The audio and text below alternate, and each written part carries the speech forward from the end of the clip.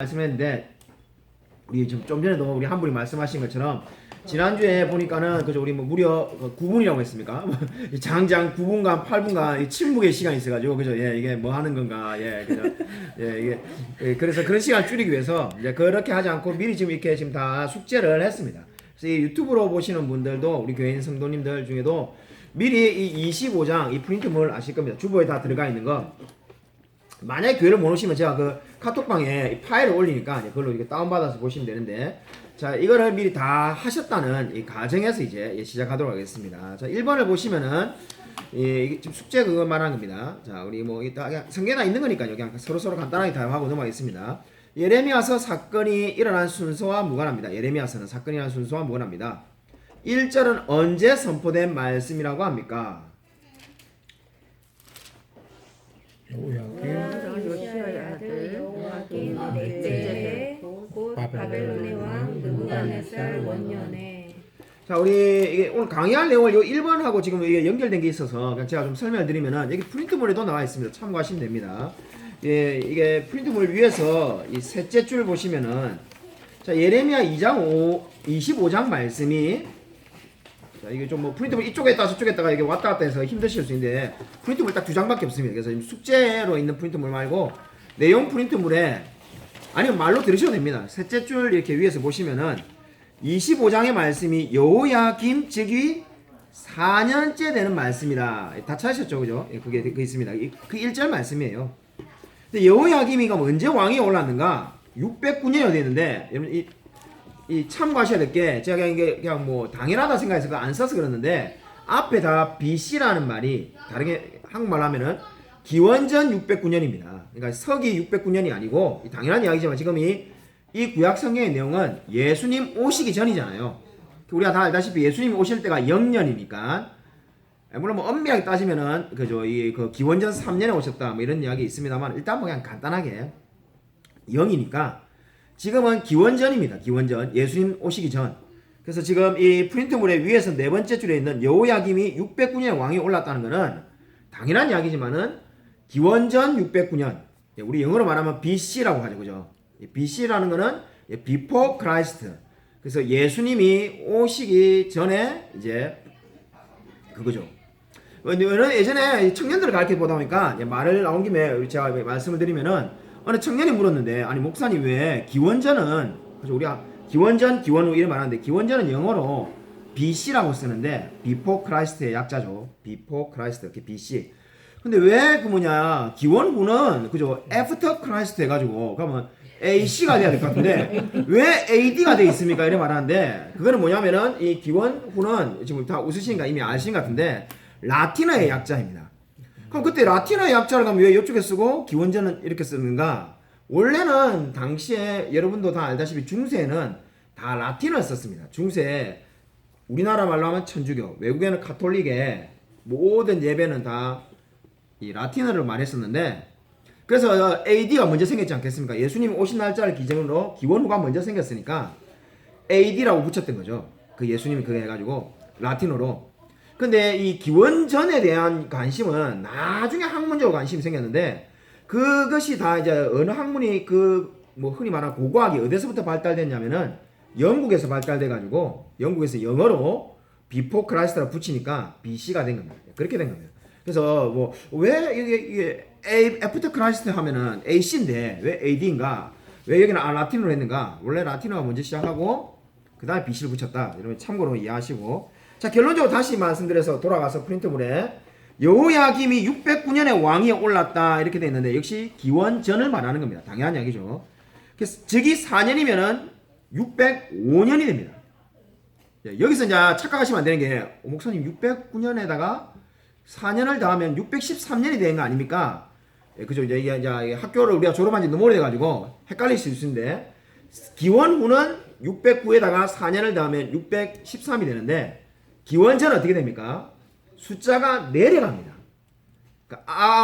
간단하게 말해서 여러분이 그 모세가 그죠? 기원전 대략 그죠? 이거 한 1200년 뭐 이런 사람이잖아요. 예, 그러니까 그보다 지금 여기가 더 늦기 전 여호와김이 한참 있다 나온 사람인데 숫자가 내려가는 거죠.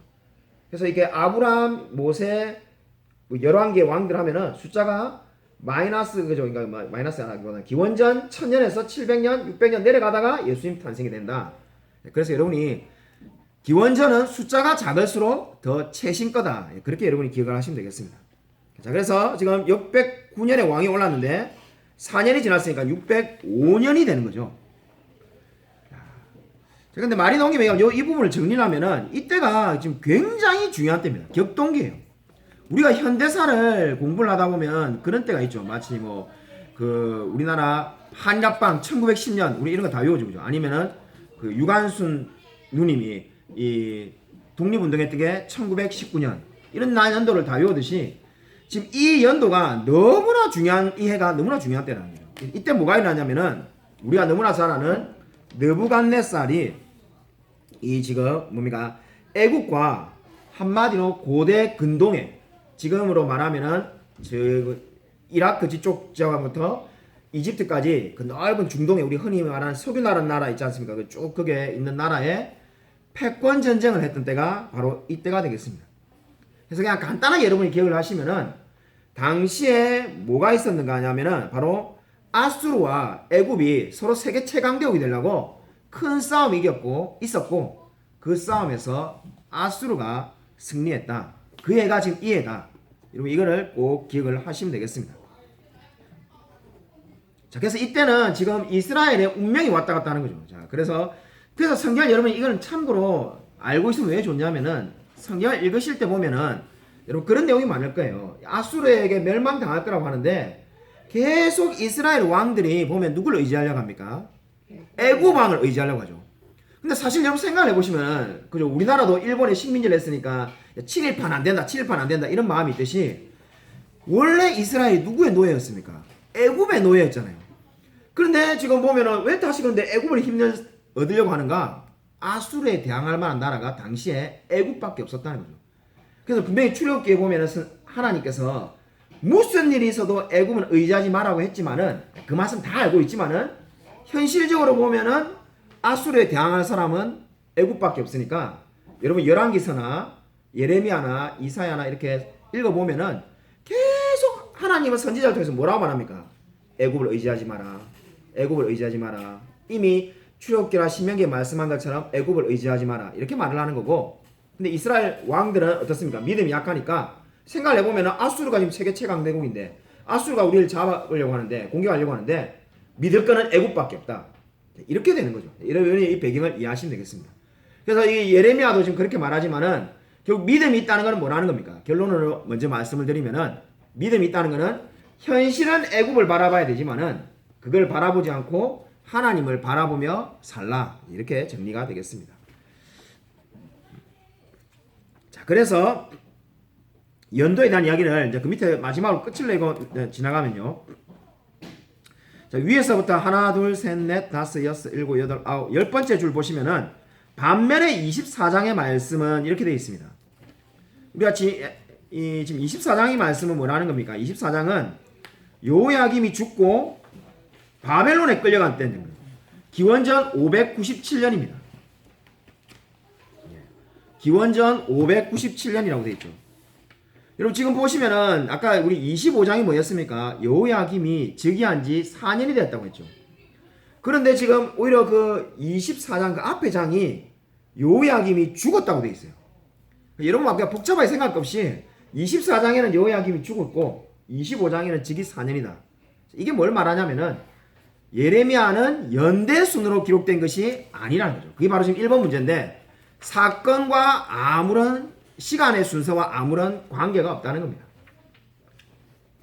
그러니까 이 예레미야서라는 것은 여러분의 인생 가운데 내가 40살에는 뭘 했고 50살에는 뭘 했고 이렇게 지금 이야기를 하는 게 아니라 그냥 이야기를 하다 보면은 제일 인상 깊은 사건을 예를 들면 53살 때 이야기를 했는데 이야기를 하다 보니까 40살 때 이야기도 하고 싶어. 이야기가 뒤로 가는 거죠. 그렇다고 여러분이 생각을 하시면 되겠습니다. 예, 다시 이제 2번으로 가겠습니다. 요 숙제로 이렇게 복잡하게 안 하고 일단 이 숙제를 끝내고 하겠습니다. 왔다리 갔다리 하니까 더 힘드실 건데 일단 숙제를 한번 정리하겠습니다. 다시 2번 숙제로 가서 예레미야서가 1장 1절에 나왔던 예레미야 사역을 시작한 시기가 여기서 또 언급됩니다. 사역을 시작한 지 몇 년이 지났다고 하고 있습니까? 23년. 그렇죠. 23년이라고 성경에 적혀 있죠. 사역을 시작한 지 무려 23년이 지났습니다. 유다 백성들은 지금까지 예레미야의 전한 말을 새겨 듣지 않았을 뿐 아니라 이전에 보내던 하나님의 종들에 대하여 불순종하였음을 보여줍니다. 이 7장 24, 25도 유사한 내용이거든요. 특별히 이야기를 안 하셔도 될 것 같고요. 4번, 5번은 넘어가겠습니다. 6번 하겠습니다. 여호와 하나님께서 유다 백성이 돌아올 기회를 충분히 주었음에도 불구하고 그들이 회개하지 않으므로 자신의 종 누구를 세웠다고 하십니까? 바벨론 왕 느부갓네살. 그렇죠. 느부갓네살을 세웠다고 하죠. 자, 그들이 유다 왕 주변 나라들을 진멸하여 황무지가 되게 할 때 어떤 소리가 사라진다고 합니까? 떠하는 소리, 즐거워하는 소리, 신랑의 소리, 신부의 소리, 맷돌 사라지고 불빛이 끊어지요. 너무 잘 찾으셨네요. 자, 8번은 11, 12절에 두 번이나 이 프로 기간이 얼마 동안임을 말씀합니까? 그렇죠. 이 연대는 꼭 기억하셔야 되죠. 70년. 아마 성경 잘 아시는 분은 안 보고도 아마 적으셨을 것 같습니다. 자, 9번은 나중에 이 강의 내용이 나오니까는 안 해도 될 것 같고요. 자, 다시 이제 강의안으로 가겠습니다. 이 강의안 이거를 봐주시면 되겠습니다. 자, 위에 보면 첫 번째 단락에 있는 연대 문제는 다 이야기했습니다. 다시 한번 더 정리하면은 예레미야서는 연대 순으로 적혀 있는 책이 아니다. 자, 그래서 우리가 좀 정신을 바짝 차리고 읽어야 되는 거죠. 자, 그 다음에 근데 이거는 그냥 개인의 이야기인데 여러분 혹시 그 두란노에서 나와 있는 연대순 성경 혹시 사서 읽어본 적 있습니까? 제가 한번 읽어는 봤는데 저는 사진 않았고 친구 목사님이 가지고 있는 거를 예전에 성공부할 때 한번 빌려가지고 그는 이 순서가 아니라 연대순으로 이렇게 된 거를 예전에 한번 읽었는 적이 있는데 개인적으로 저는 별로 안 끌려가지고 사진 않았습니다. 자, 그래서 그거는 여담이고요. 자, 계속해서 넘어가면은 성경에 지금 보시면 이제 자 이게 아까 우리가 했던 거에 밑에 줄 그 위에서 10번째 줄 반면에 보다 더 밑에 몇 줄 내려오시면은 예레미야는 자신이 이때까지 23년 동안 말씀을 선포해왔다고 말한다. 우리 정답을 다 찾아서 썼었습니다. 자, 이때가 지금 근데 이제 언제가 되는가 이래 말하는데 바로 기원전 627년인데 선지자들은 어떤 사람인가? 4절부터 7절에 선지자가 누군지를 이야기합니다. 이 구약에 보면은 세 개의 직분이 있죠. 왕, 선지자, 제사장이 있는데 지금 현대의 목회자는 선지자와 가장 여러분 유사하다고 생각하시면 됩니다. 제사장하고 유사한 게 아니라 선지자하고 가장 유사해서 말씀을 맡은 자가 되겠습니다.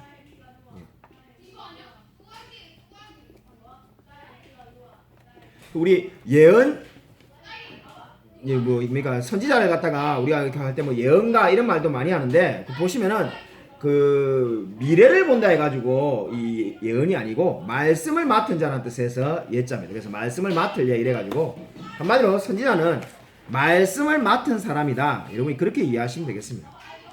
그런데 지금 오늘 성경에는 지금 보면은 4절, 5절, 7절에 세 가지를 말을 하는데 첫 번째가 하나님께서 보내신 종들이다. 하나님이 세운 사람이라는 거죠. 두 번째, 방금 제가 말한 거와 똑같은 거죠. 말씀을 끊임없이 선포하는 사람이다. 그죠? 이게 5절에 나옵니다.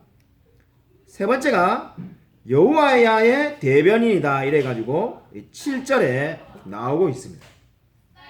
자, 그래서 세 가지가 나오는데 선지자가 누구인가? 하나님께서 보내신 종이고 주님의 말씀을 끝없이 선포하는 사람이고 바로 그리고 뭡니까? 여호와의 대변인이다. 이렇게 말합니다. 자, 8절부터 14절에 가면은 이 70년 포로 생활에 대해서 이제 예언이 나오는데 우리가 그죠? 성경을 읽질 않았죠. 그죠? 그래서 우리 8절부터 가면 14절만 읽겠습니다. 8절부터 14절. 8절부터 14절 여기만 한번 읽겠습니다. 우리 한 분이 한번 대표로 한번 읽어 주시죠. 한 분이 한번 대표로.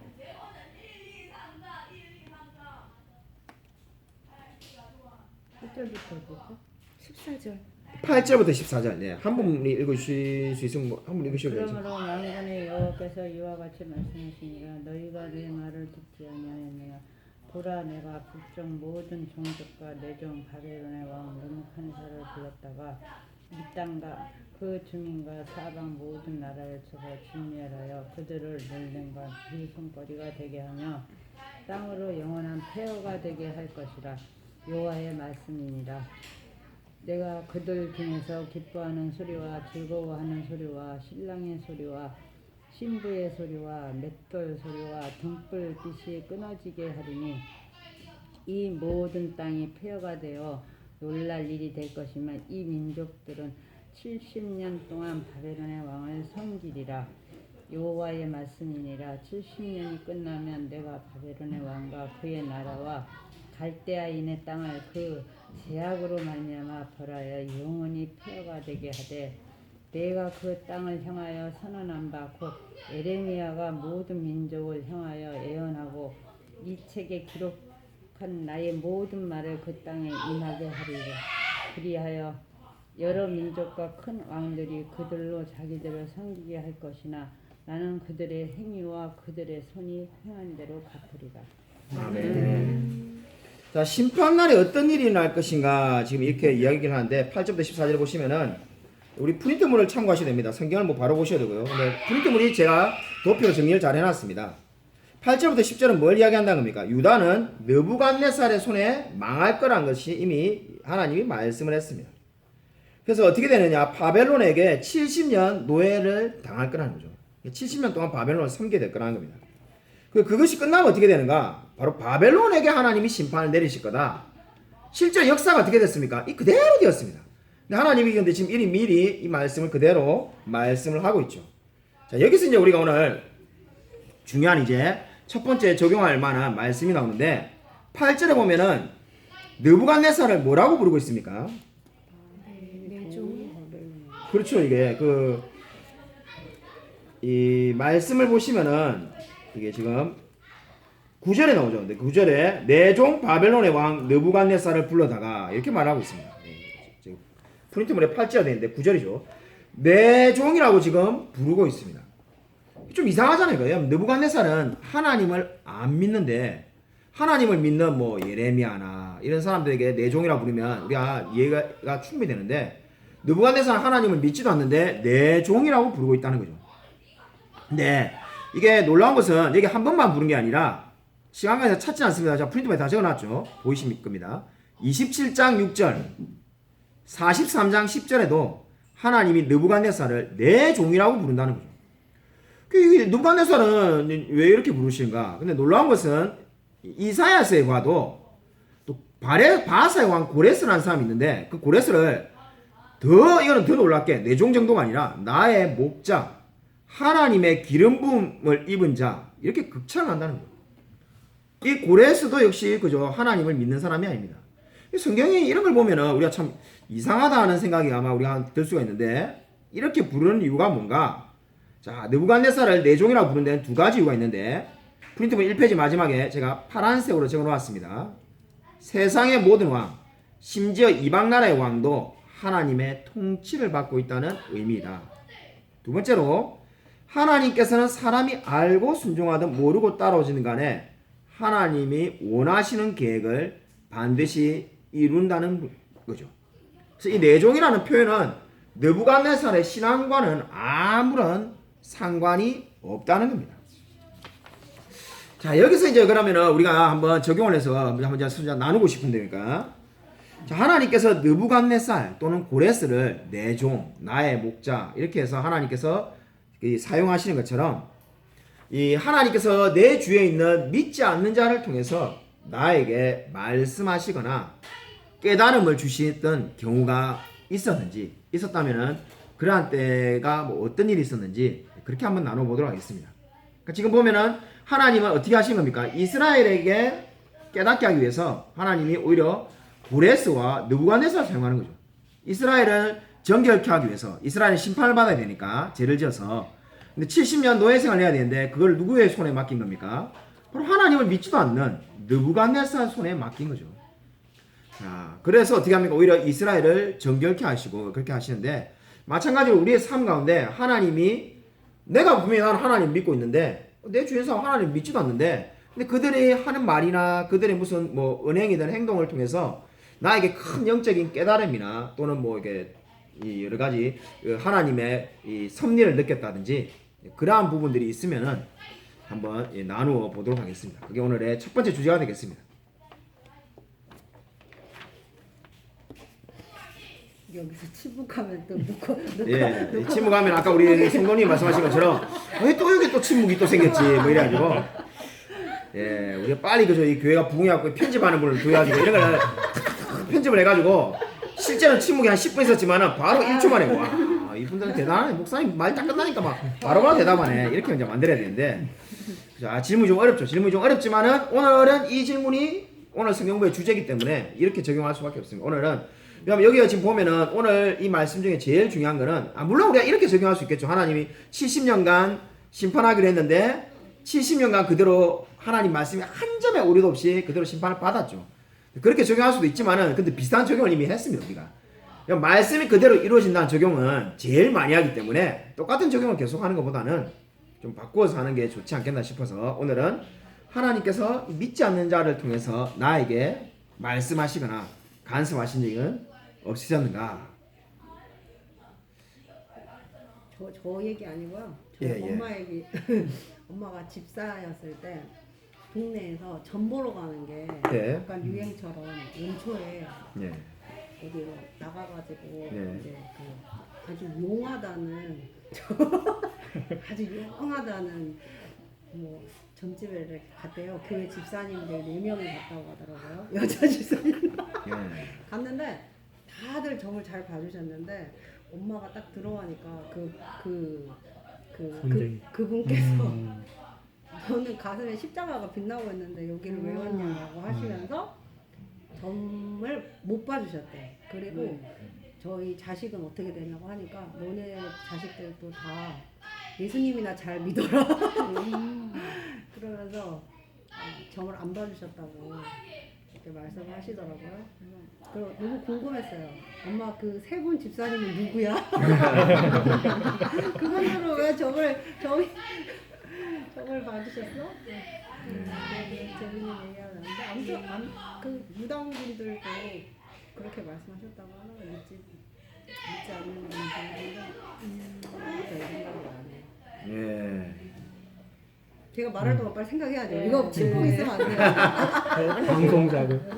손 안 드셔도 됩니다. 예, 예. 우리 뭐 사람이 막 30명씩 40명씩 되는 게 아닌데 유튜브 들으신 분들은 뭐 오해하시겠네요. 저요 뭐 이러니까 얼마나 많으면은 저는 그 유튜브 보면서 간증 영상 같은 거 보거든요. 예. 그러면은 또 이게 그 무당하고 연결되는 예. 그런 건데 그 무당이 이제 회심하고 예. 간증하는 그런 영상을 봤는데 무당이잖아요. 하나님을 안 예. 믿는 사람이잖아요. 그런데 이렇게 뭐 이런 저런 얘기하다가 이제 그 바위인가 그때 거기서 이제 기도를 하고 있는데 이제 자기 신한테 그 우상한테 기도를 하는 걸 거 아니에요. 그런데 커다란 십자가가 떨어졌대요. 이제 그 다음부터 이제 그 사람이 하나님을 믿게 된 거잖아요. 예. 안 믿는 사람이고 하나님을 부정하던 사람인데 하나님이 쓰시려고 그렇게 했다고 예. 그런 생각을 했거든요. 그런데 우리는 이제 하나님께서 이렇게 우리를 믿게 해 주신 거잖아요. 예, 예. 그런 사람도 사용하시려고 하는데 우리는 이미 이렇게 믿게 하나님께서 해주셨으니까 예. 너무 감사합니다. 예. 네, 저 같은 경우는 이제 지금 이제 기억을 되돌리냐고 많은 시간이 걸렸어요. 그때가 한 32살 정도 됐을 때 대전에서 32살 되기 전에 그러니까 결혼 전일 거예요. 28살에 겪었던 일인데 이제 조상이 이제 꿈을 꾸면 계속 이렇게 꿈에 소가 발을 잘렸다던가 제가 이제 선몽을 많이 꿨어요. 그때 당시에. 그리고 그때 당시에 저 같은 경우는 잠이라는 걸 자기만 하면 가위가 눌려. 근데 가위가 눌리는데 그 가위의 실체가 다 나가 느껴. 혼자 올라타는 거와 둘이 올라타는 거와 다 느껴요. 목을 조이면 그 가위라 그래요 어른들은. 근데 나는 그 보이진 않지만 그 실체가 올라타는 거를 다 느끼거든요. 그럼 저는 깨어나면 그대로 그 자세인데 비몽사몽간에는 엄청 싸우지. 예수 이름으로 불러가라고. 근데 이제 그때는 교회를 안 다녔던데 그 와중에 진짜 용하다는 개천서도 계룡은 진짜 용하다는 그런 사람한테 이제 하면은 그런 것이 떨칠 수 있다 누가 그러더라고. 그래서는 그때 당시 큰 돈 300만 원 정도 들여서 조상을 이제 보내주는 거를 구슬하며 예. 가위 눌리는 것도 괜찮고 그런다고 해서 이제 그때 혹해서 빚을 얻어서 이제 그때 당시 돈 300만 원을 신탄진 그 댐 있는 쪽에 가서 그러면 그 불타는 데가 있었어. 됐죠? 그래서 거기 가서 그 음식을 탁 차려놓고 밤새도록 그걸 치고 걔네들은 그걸 하더라고요. 하루 넘게. 그 불러드리는 데만 그렇게 힘들대요. 근데 걔네들 말로 다 불러드렸는데 문 앞에서 안 들어온대. 그게 왜 안 들어오냐? 내가 예수를 믿고 예수님을 믿고 절을 안 해서 안 들어온다 이거요. 예. 절 한 번만 하면 들어온대. 예. 그래서 끝까지 안 했어요. 안 했는데 이제 안 했는데 내중에는 어떻게 뭐 해갖고 그걸 끝 마쳤는데 실제 그러고 나서도 꿈은 계속 꿨어요. 꿨는데 이제 막 그렇게 지저분한 꿈은 아니지. 그런데도 또 제가 한때는 계속 점쟁이만 용하다는 점쟁이만 계룡성 그때 대전에 있을 때니까 자꾸 찾아가는 거야. 그래가지고 같이 막걸리 먹으면서 그 인생 논하고 막 이런 것저런 거 하는데 그 여자가 나한테 그러더라고요. 예. 딱 하는 말이 너는 타고나면서 하나님의 사람으로 타고났어. 넌 교회 다녀야 돼. 이런 거 하면 안 돼. 나는 신받으라는 소리를 제대로 많이 된 받았는데 제대로 된 부담이야. 신받으라는 소리를 많이 유혹을 해서도 안 받았어요. 왜냐하면 내가 신병으로 인해서 평생을 아플 거라 그래도 나는 안 받는다 그랬어. 하나님을 믿지 절대 그런 걸 안 한다고 그랬는데 그 여자만큼은 그러더라고. 하나님을 믿어야 돼 언니는. 하나님이 언니를 지켜줄 거야. 딱 그럴 때 머리끝이 좀 쓰면서 나는 하나님의 사람이구나.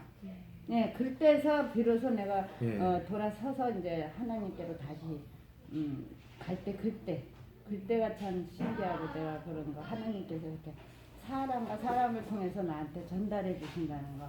예. 저는 이거 준비하면서 이게 떠오른 사건이 있었는데 제 이야기는 아니고 제 이야기는 당연히 할 마음이 없는데 이제 제 말고는 이야기를 좀 해줄 사람이 없을 것 같아가지고 우리 이 개척 초기에 우리 한 분이 제일 먼저 오신 분이 있었는데 그러니까 이거 제가 이제 세례 주신 분이 있는데 그분에게 물론 그분을 이제 데리고 오신 우리 여자 집사님이 있는데 그 여자 집사님이 전도를 엄청나게 열심히 한 것 같지도 않더라고요. 그러니까 전도를 교회 가져가니까는 그렇게 이제 오셨는데 도대체 어떻게 해서 오시게 됐냐니까 제가 그때 정말 지금 이 부분을 느꼈던 게 그분이 뭐라고 말했냐면은 자기 부모님도 예수를 안 믿고 자기도 안 믿는데 남편이 그 당시에 우울증이 굉장히 심하게 걸렸어요. 그냥 뭐 긴 이야기지만 한마디로 말하면은 이 자기 집에서 중국집 음식을 시키면은 중국집 배달인이 와가지고 카드 결제를 해야 되는데 이 사람이 사람을 이렇게 카드를 결제하면은 사람 만나는 두려움이 있어가지고 카드를 그러니까 집 앞에 이렇게 딱 놔두놓으면은 알아서 이제 네가 결제하고 가라. 이제 그러다 보니까 이제 중국 그 배달하시는 분은 이제 이걸 내가 무시하나 이렇게 오해할 정도로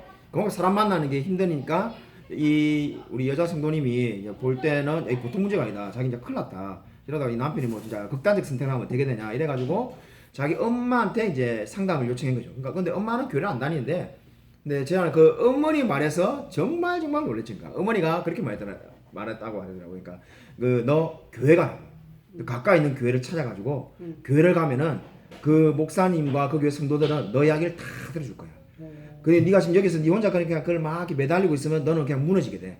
그러니까 일단은 빨리 교회를 가가지고 거기서 이야기를 다 들으라고. 그러니까 뭐 어머 내보고 이제 한 번도 하나님 믿으라고 하지 않았지 않았냐니까 하나님 믿으라는 게 아니라 일단 교회를 가가지고 거기서 마음의 위로를 받아 이래가지고 근데 엄마가 그렇게 말하니까 이분이 마침 그때 또 우리 교회에 있는 집사님이 너 교회 다닐래 이러니까 바로 그냥 두 말도 안 하고 오신 거죠.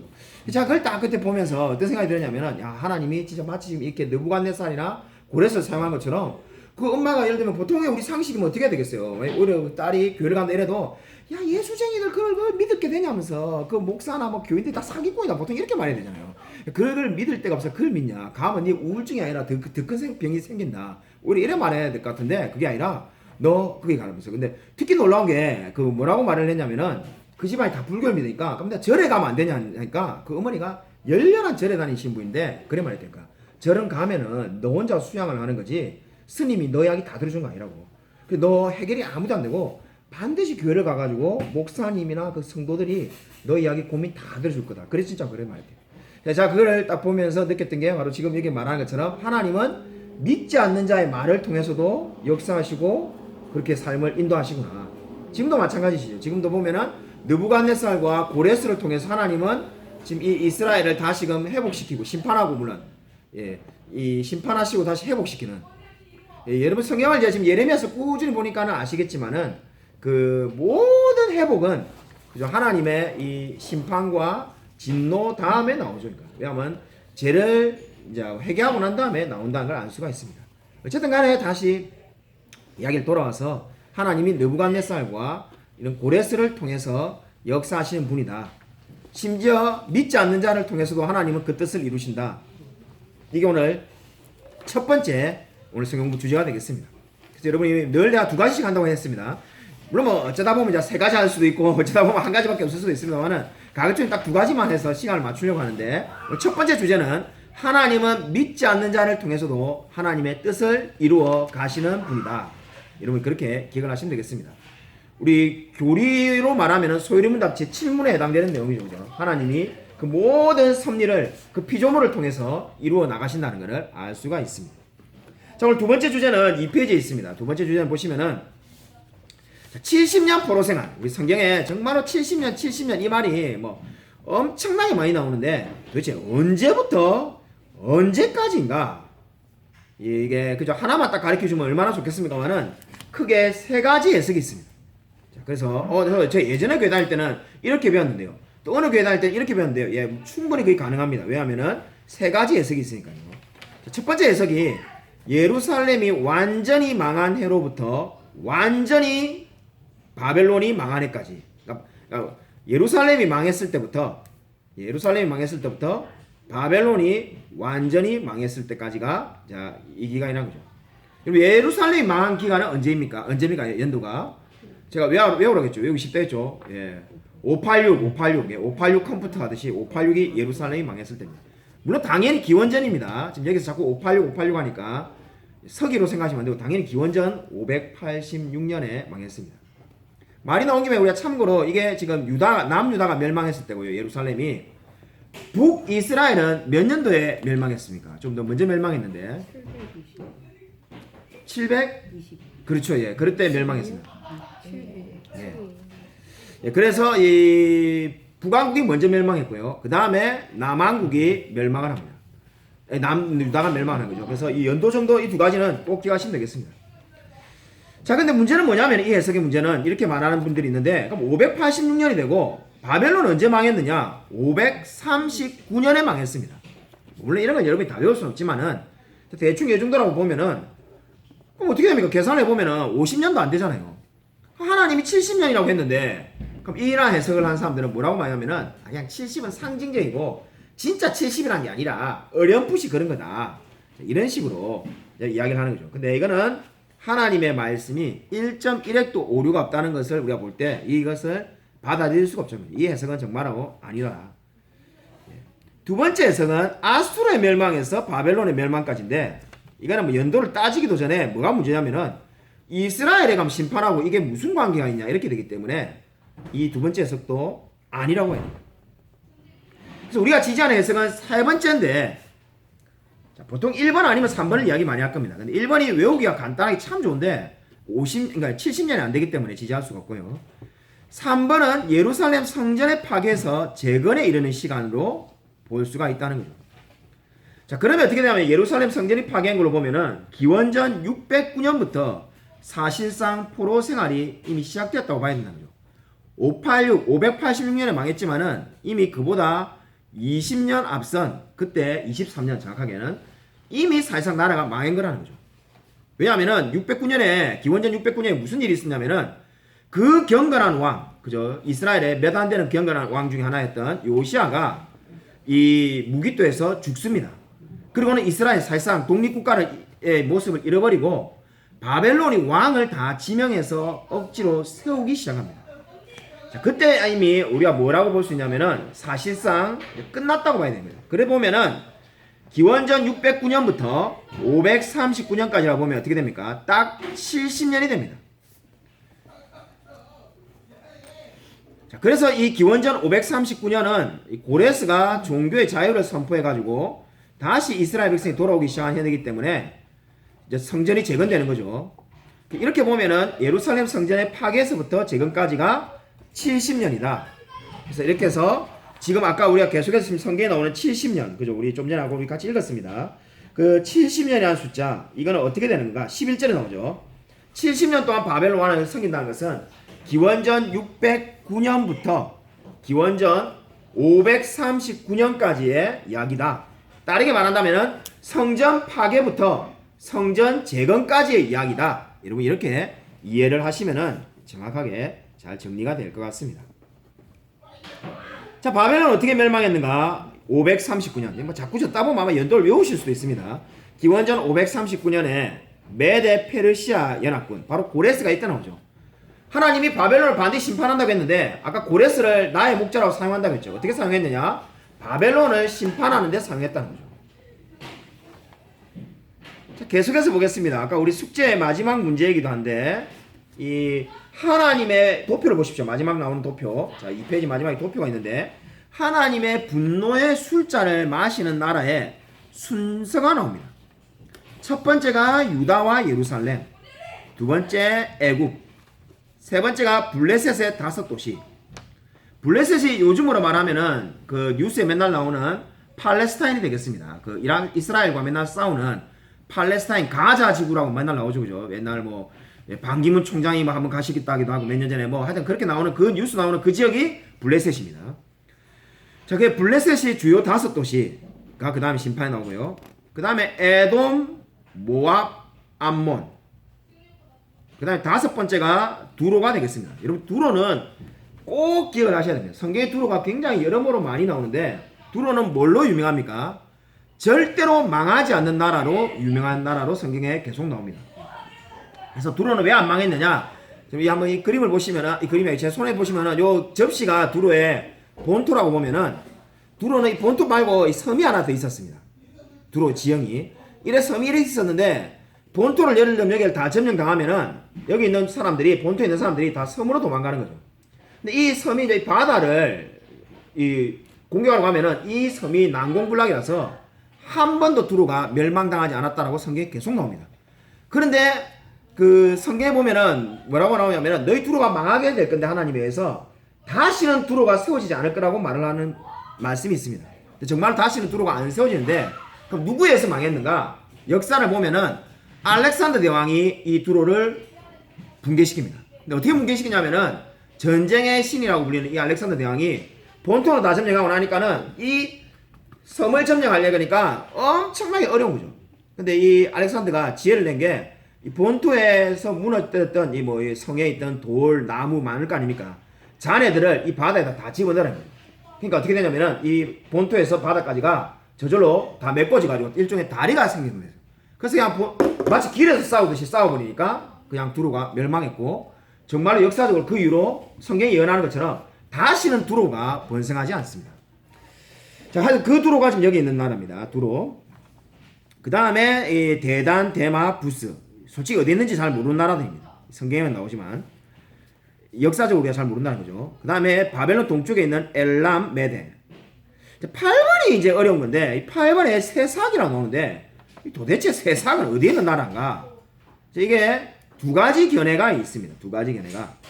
이 두 가지 견해가 뭐냐면 첫 번째가 자, 다 밑에 적어놨습니다. 맨 마지막 줄에 예레미야가 자신의 생명의 위협을 느껴가지고 암호를 써놨다는 거죠. 마치 우리 제일 유명한 암호가 뭡니까? 요한계시록에 나오는 666 뭐 이런 걸 말하는 것처럼 이렇게 암호를 써놨다. 세상이라고. 자기만 아는.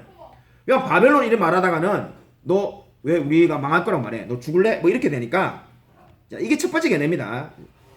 그래서 암호를 했다 이렇게 말하는데 반론은 뭐냐면은 이미 예레미야서 안에 바벨론의 말이 많이 나온다는 거죠. 만약에 이 1번의 견해가 맞으려면은 예레미야서에는 바벨론의 말이 하나도 안 나오고 다 세삭 이래야 될 건데 바벨론하고 대놓고 쓰는 말씀이 한두 군데가 아니니까. 자, 그래 보면은 이 1번의 견해는 설득력이 없다. 그래서 2번은 뭐냐면은 새삭은 바벨론의 또 다른 이름이라고 이해를 하시면 되겠습니다. 그래서 이 바벨론 새삭이 한 건 뭐냐면은 바벨론의 또 다른 이름이다. 그래서 이렇게 부르기도 하고 저렇게 부르기도 했던 것이 바로 뭐냐? 바벨론이다. 아니 새삭이다. 이렇게 보시면 될 것 같습니다. 자, 오늘 여기서 두 번째 적용 질문을 하겠습니다. 두 번째 적용 질문 이제 마지막입니다. 자, 두 번째 적용 질문 오늘 중요한데 이스라엘은 여러분 여러 가지 멸망의 이유가 있겠지만은 여러분 왜 멸망했겠습니까? 여러 가지 이유가 많이 있습니다. 물론 여러 가지 이유가 있죠, 당연히. 물론 망하는 데야 뭐 어디 한 가지 이유가 있겠습니까? 우리는 조선이 멸망할 때도 다 이유가 여러 가지가 있지 어디 하나로 있겠습니까만은 많은 이유가 있습니다만은 우리가 영적으로 볼 때 제일 중요한 이유 중에 하나는 저는 그렇게 봅니다. 이스라엘은 하나님이 왜 선택했습니까? 이스라엘만 하나님 믿고 너희만 잘 먹고 살고 너희만 행복하면 된다 이거 아니죠, 그죠? 이스라엘은 하나님께서 그 수많은 민족 중에 먼저 선택하신 이유는 축복의 통로가 되라고 선택을 하신 거죠. 이스라엘을 통해서 많은 믿지 않는 영혼들이 마치 룻기처럼, 그죠?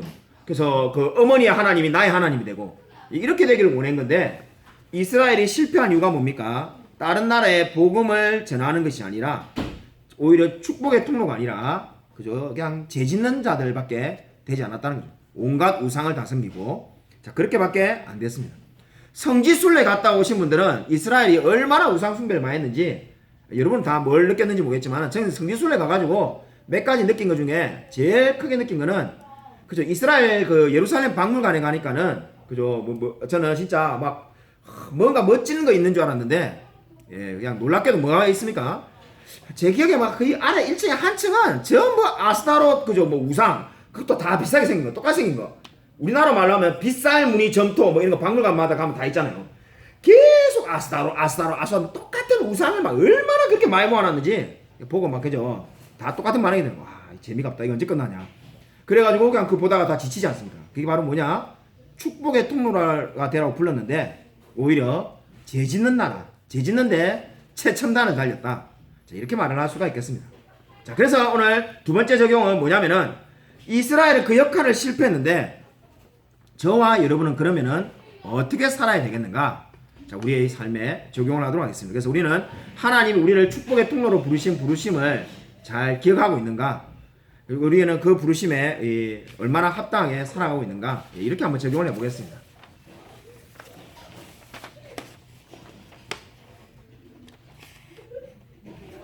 그죠? 이거 자꾸 침묵하면 안 되는데 그죠? 걱정이 많이 되는 거죠. 아 이거 참 이거 유튜브 이게 부담스러워요. 중에 하나는 예.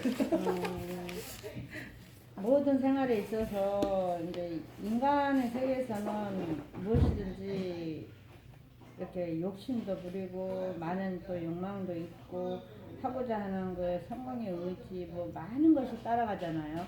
예. 네, 그런데 하나님이 부르실 때는 이유가 있으리라 생각하는데 내가 개인적으로 생각하기에는 희생도 있어야 되고요. 또 절제 예. 그런 거 하나님 믿는 순간 이제 부르신 그 소명을 간다 그러면 또 안 믿는 자들을 또 이렇게 전도할 수 있는 그 모범이 되는 그런 거 뭐. 예. 잘 말씀해 주셨습니다. 잘 말씀했는데 제가 질문을 좀 더 구체적으로 드려야 될 것 같습니다. 제가 이렇게 뭐 그런 생각들을 이야기를 해야 하는 게 아니라 이게 적용은 자기가 겪었던 일을 하는 거니까 제가 이렇게 질문을 바꿔드리겠습니다. 그럼 내가 축복의 통로가 되었던 적은 언제였던가? 내가 예를 들면 다른 사람에게 이 복음의 축복의 통로를 되었던 적은 그렇게 질문을 드리는 게 더 나을 것 같습니다. 그러니까 우리가 축복의 통로가 안 되면 안 되지만은 축복의 통로가 돼야 된다라고 말하는데 이스라엘 실패했지만 저와 여러분이 우리 인생 가운데 내가 다른 사람에게 하나님의 이 놀라운 복음을 전하는 축복의 통로가 되었던 적이 언제였는가? 더 쉽고 단순하게 말하면은 그냥 내가 전도했던 경험 이야기하는 걸로 그렇게 이야기하면 되겠습니다. 명쾌해야 되겠어요. 질문이 명쾌해야 답변도 명쾌하게 돌아오니까. 자, 그래서 그럼 내가 전도했던 경험 있으시면은 뭐 나누시고 저는 전도 한 번도 안 했습니다. 이러면은 그냥 가만히 계시면 되고. 저 같은 경우는 예. 이제 일로 이사 오기 전에 3년을 아침 저녁으로 태어나서 처음으로 기도를 했습니다. 예. 작정 기도라고 하죠. 근데 저는 작정은 아니고 그냥 내 생활의 변화를 좀 가지려고 했는데 누구를 한 사람을 걸고 했어요. 네, 그렇다고 그 사람한테 권하지도 않았고 네.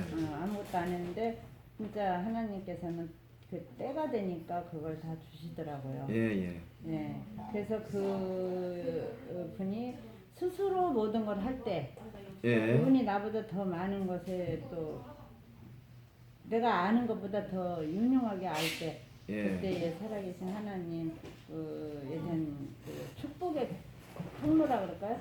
예. 그래서 많은 축복을 주시는 거. 또 예. 내가 예전에 갖지 못했던 그런 불안했던 요소들이 내 인생 끝물이에 그건 축복으로 돌아오고 있다는 걸 예. 느꼈습니다.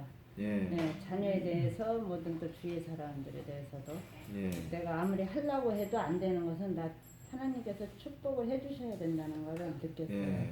네. 지금 그렇게 지금 그런 때를 살고 있는 것 같아요. 예.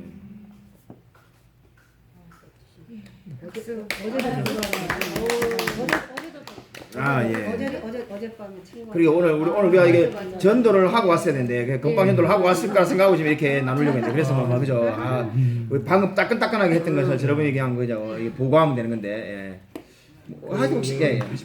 사모님이 오늘 일본 얘기하니까 제가 98년도에 그 일본 삿포로로 갔을 때 그때 이제 전도 저희 팀에서 노방 전도를 갔었어요. 근데 이제 일본에도 그 당시에 그 이제 독거노인들이 되게 많았었던 거죠. 근데 이제 어느 집을 갔는데 거기 이제 할아버지가 혼자 계시는데 하루에 끼니를 이제 2끼만 드시는데 그것도 이렇게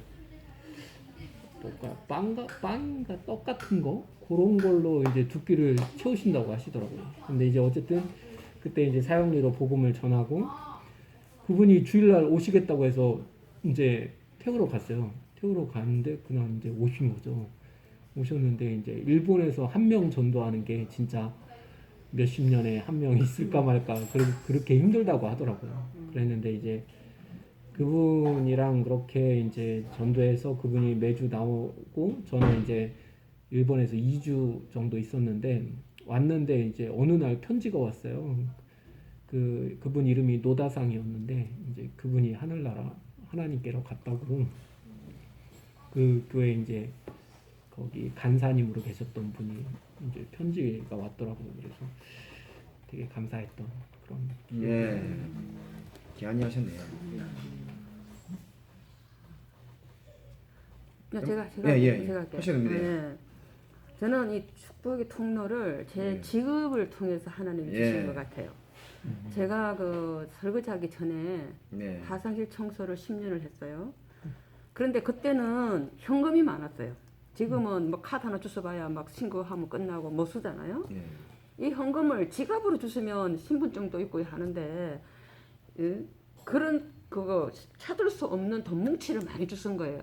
물론 휴대폰도 많이 주셔서 주인 다 찾아주고. 근데 이렇게 내리고 하다 보면 그렇죠. 빠지는 관광차가 한번 싹 지나고 나면 할머니들이 올리다가 여기 저 상주돈 다 빠지고 그러잖아요. 예. 그거 제 거예요. 그런데 이제 그러면 나눴다가 이 옵니다. 잃어버린 사람은. 예. 그래서 이제 이렇게 드리면 막 눈물을 흘리면서 막 얼마나 빼주려고 하고 그러는데 저는 안 예. 받거든요. 그러면 저는 이럽니다. 전도라는 것은 우리는 꼭 해야 하는 거는 말로서 하나님 믿습니까? 교회 다니십니까? 가까운 교회 가세요. 하나님 항상 축복 주십니다. 저는 이까지만 할 줄 알아요. 근데 그분이 교회를 가시는지 안 가시는지 그 이제 돌려받았을 때 그 감동으로 가시는지는 저는 모르죠. 그래서 직업으로 어떤 데는 장갑을 한 짝을 주셨는데 그 속에 또 돈이 들은 거예요. 근데 보통 장갑은 안 찾아오면 며칠 동안 놔놔도 한 짝이니까 버리는데 이제 잊어버리고 있는 거예요. 근데 맡겨놓고 분실을 거기다 맡겨놓고 그런데 잊어버리고 있는데 지나가는 길에 묻는 거예요. 그때 내가 제가 저 맡겨놓은 거 있다. 그러니까 그 속에 있는 돈을 저거 다 주고 가는 거예요. 그 손이 한쪽이 항상 시려서 한쪽만 끼는데 그때 화장실을 하고서 그 휴지거리 위에 올려놓고 갔던 기억이 난다고. 그래서 저는 너무 감사한 거예요. 그래서 내가 먼저 슬쩍 했으면 얼마나 그 벌을 받겠어요. 양심에. 근데 그런 감사도 있었고 또 홀을 이렇게 청소하면서 현금 500만 원을 줬었어요. 500만 원을 그렇게 500만 원 어떻게 줬었냐면 이렇게 돈띠 있잖아요. 5만 원짜리 네. 돈띠가 딱 돼가 있는 거를 봉투에 넣어가 있는데 식탁에서 온갖 잡쓰레기 다 해놓고 왜 그 자기 집에서도 그렇게 식사를 안 할 텐데 을 만들어 놓고 가는 거예요. 그래서 다 줬다 보니까 돈 봉투인 거야. 근데 이거를 이제 몇 개 놓고 몇 개 놓고 돈만 있는 거예요. 돈만 뭐 아무것도 없는 거. 몇 개 놓고는 이제 기다리고 있었죠. 그런데 돈을 어디서 잃어버린지 모르니까 안 찾아오는 거야. 그래서 저는 이제 언젠가 주인이 나타날 것이라고 욕심을 이제 버렸는 거예요. 근데 그 얘기 나중에는 우리 동료들이 그냥 이렇게 하지 이렇게 뒤집어 넣지 이런 사람이다 보니까 욕심이 팍 나는 거야. 근데 그분도 오래돼 있다가 혹시나 하고 이제 물었던 것이 몇 개 난 걸로 해갖고 회식하라고 돈을 이렇게 10%를 주고 20%를 주고 갔어요. 예, 돈 큰 돈을 주고 자기는 완전히 잃어버렸다고 생각하고 있으니까. 그래서 저는 이제 지금 오늘 주제가 나오니까 네. 생각이 나는 거야. 네. 나는 하나님 내 직업을 통해서 이렇게 축복의 통로를 주셨구나. 할렐루야. 할렐루야죠. 네. 아유 오늘 뭐 이게 은혜롭게 마치신 것 같습니다. 예. 그럼 내가 주셨으면 다들 동료들 엄마 뒤집어내 냈지. 이게 보면은 사람이 아니 10,000원이 떨어져 있는 이거를 주술래?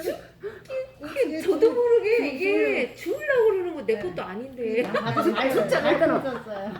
밟고서 딱 봐서 누가 사. 볼까봐 이제 양심은 있으니까 근데 주는 걸 보고 아유 이게 욕심이 이게 누가 가져갈까봐 딱 밟았다가 다 지나간대. 예, 기도하고 제가 기도하고 마치겠습니다. 네. 하나님 아버지 감사를 드립니다. 오늘 성공부를 통해서 참 하나님께서 은혜 베풀어 주심을 감사를 드립니다. 참으로 하나님께서 이스라엘 백성들을 사랑하셔서 정말 그들을 다시금 회복시키시고 정결케 하심을 보게 되었습니다. 하나님의 말씀이 정말 살아서 역사하는 것을 우리가 깨닫게 되었고 정말 하나님은 믿지 않는 자들 느부갓네살과 고레스를 통해서도 역사하심을 알게 되었습니다. 참으로 정말 우리가 이 시대를 살아가면서도 하나님의 섭리를 바라보고 정말 주께서 역사하심을 바라보며 살아갈 수 있도록 은혜 부어 주셔서 하나님께서 이번 한 주간의 삶 가운데도 함께하여 주실 줄 믿사오며 살아계신 예수 그리스도의 이름으로 간절히 기도드립니다. 아멘. 감사합니다. 아니 나는 의견을 내려가는데 나 이제 죄책감이 딱 들어오는 거야. 왜냐면 예전에 나 홀통하다가 나도 쓰레기하고 같이 있는 10얼마를 주셨는데 그놈을 돌려줄까 말까다 그냥 쓱 했어. 근데 그대로 내가 그거 배로 돈을 나가셨어. 그런 경우가 있어요.